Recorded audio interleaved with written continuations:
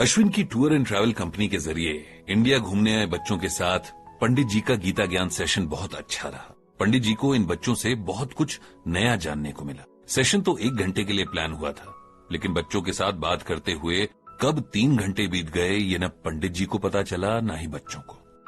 बच्चों को इंडिया और इसके कल्चर के बारे में इतना कुछ पता था कि पंडित जी को हैरानी हो रही थी।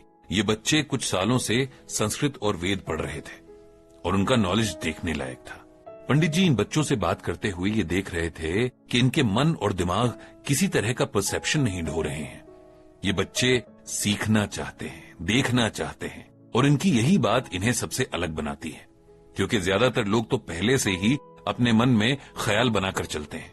ऐसे में कुछ भी नया सीखने में बहुत परेशानी होती है। खुद अपने बारे में ही पंडित जी जानते हैं कि गीता ज्ञान को थोड़ा बहुत समझने से पहले उनके भी हर बात को लेकर इसी तरह के परसेप्शंस थे। जब उन्होंने गीता ज्ञान सीखना शुरू किया तो उन्हें कुछ समझ नहीं आया, और जो समझ आया उसने उनका मन नहीं छुआ। फिर बहुत टाइम के बाद उन्होंने सीखे हुए को भूलना सीखा ताकि कुछ नया सीखा जा सके। ये वो आर्ट है जो अगर किसी के पास है तो उसके लिए लाइफ बहुत आसान और सुंदर हो जाती है। सेशन में जब पंडित जी ने क्वेश्चंस के लिए पूछा तो एक बड़ा इंटरेस्टिंग क्वेश्चन सामने आया, जो कि एलिसन की तरफ से था। एलिसन ने इससे पहले अपने इंट्रोडक्शन में पंडित जी को बताया था कि उसके फादर इंडियन है और उसकी मदर ब्रिटिश है।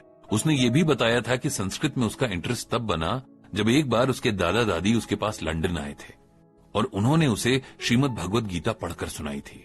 पंडित जी को यह जानकर बहुत खुशी हुई कि एलिसन बहुत कम एज से ही गीता पढ़ने और समझने की कोशिश कर रही है। एलिसन ने पंडित जी से पूछा कि ये तो उसे समझ है कि आत्मा एक शरीर से दूसरे शरीर में जाती है और इस तरह कई जन्म लेती रहती है। वो ये जानना चाहती है कि अपने कर्मों के अलावा भी क्या कोई ऐसा फैक्टर है जिससे किसे अगले जन्म में क्या रूप मिलेगा ये पता चल सकता है। क्या भगवान ने श्रीमद् भगवत गीता में ऐसा कुछ भी बताया है? पंडित जी ने एलिसन का सवाल सुनकर मुस्कुराते हुए जवाब दिया कि बिल्कुल इस बारे में भी भगवान ने गीता में बताया है। लेकिन इस सवाल के जवाब से पहले मैं एक कहानी सुनाता हूँ ताकि आप लोगों को मेरा जवाब अच्छे से समझ आ जाए। कहानी का नाम सुनकर बच्चों के चेहरे खिल गए। पंडित जी हंसने लगे कि बहुत छोटे बच्चे हों या टीनेजर्स, कहानी सुनना सबको पसंद है। पंडित जी ने सबको कहानी सुनानी शुरू की। ये कहानी उन भरत जी की है जिनके नाम पर हमारे देश का नाम भारत पड़ा। भरत जी के पिता का नाम ऋषभ देव था।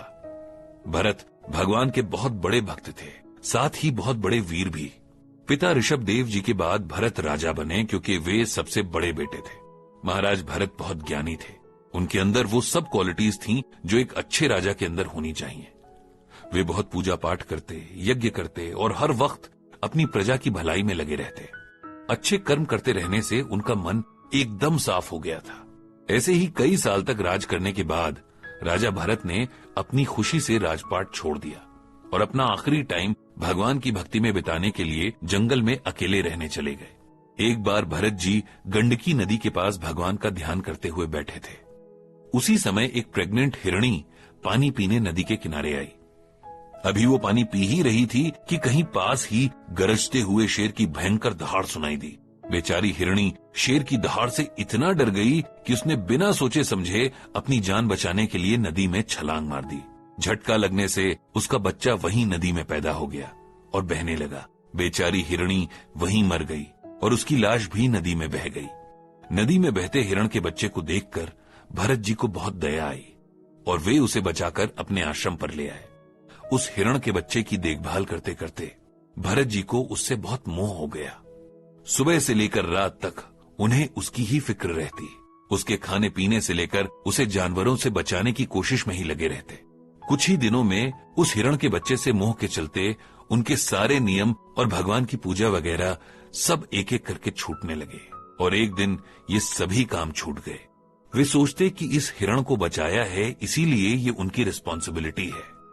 उठते बैठते टहलते ठहरते सोते समय भी उनका मन हिरण में लगा रहता। जहां जाते हर जगह उसे अपने कंधे पर बिठाकर साथ ले जाते। अगर कभी वो खेलते खेलते दूर चला जाता, दिखाई न देता, तो वो परेशान हो जाते, रोने लगते। एक दिन वो हिरण का बच्चा खेलता कूदता घने वन में चला गया और रात होने पर भी वापस नहीं आया। भरत जी को चिंता होने लगी कि मेरे हिरण के बच्चे को क्या हुआ होगा, कब लौटेगा। उस हिरण के बच्चे के पालने में और लाड़ प्यार में ही लगे रहने से वो अपने आप को भूल गए थे भूल गए थे कि उनका शरीर और आत्मा अलग अलग है। इधर भरत जी के इस जन्म का टाइम पूरा होने वाला था। मौत किसी पर दया नहीं करती। इस टाइम भी उनका मन उस हिरण के बच्चे में ही लगा हुआ था। इस तरह उसी हिरण को याद करते हुए उनकी डेथ हो गई और इसी वजह से उन्हें अगले जन्म में हिरण का ही शरीर मिला। गीता में भगवान श्री कृष्ण कहते हैं कि यम यम वापि स्मरन भावम त्यजन्ते कलेवरम तम तमे वैपि कौन्तेय सदा तद्भाव भाविता। यहां भगवान अर्जुन को समझाते हुए कहते हैं कि हे अर्जुन, कोई भी इंसान अपने आखिरी समय में जो भी सोचता है, जिसके भी बारे में ज्यादा सोचता है और जिसकी भी फिक्र करता हुआ अपने शरीर को छोड़ता है, वो उसी भाव को प्राप्त होता है। मतलब उसको अगले जन्म में वैसा ही शरीर मिलता है। आखिरी वक्त में इंसान जैसा सोचता है उसी के अनुसार ही उसे अगला जन्म मिलता है। जिसका जैसा नेचर होता है आखिरी वक्त में वो वैसा ही सोचता है और इसीलिए उसे वैसा ही अगला जन्म भी मिलता है। इसीलिए पुराने समय में इंसान की लाइफ के आखिरी कुछ सालों को भगवान की भक्ति के लिए रखा जाता था, ताकि वो सब मोह माया छोड़कर बस भगवान की भक्ति में लगा रहे। और अगर उसका जन्म मृत्यु का चक्र ना भी टूटे तब भी उसे अगला जन्म अच्छा मिले। पंडित जी के जवाब से एलिसन को बहुत अच्छा लगा। इसके बाद भी बारी बारी से बच्चों ने गीता ज्ञान से जुड़े सवाल पूछे और पंडित जी ने सबको जवाब देने की पूरी कोशिश भी की। इस तरह एक बहुत ही इंटरैक्टिव सेशन खत्म हुआ। बच्चों ने पंडित जी के साथ अपने नंबर्स एक्सचेंज किए और उनके ब्लॉग के बारे में भी पूछते रहे। अश्विन ने सबके लिए रिफ्रेशमेंट्स का अरेंजमेंट किया था। उसने पंडित जी को जाने कितनी बार थैंक यू बोला और उन्हें बहुत रिस्पेक्ट के साथ घर छोड़कर आ गया। पंडित जी ने मन ही मन भगवान श्री कृष्ण से सबको सद्बुद्धि देने की प्रार्थना की।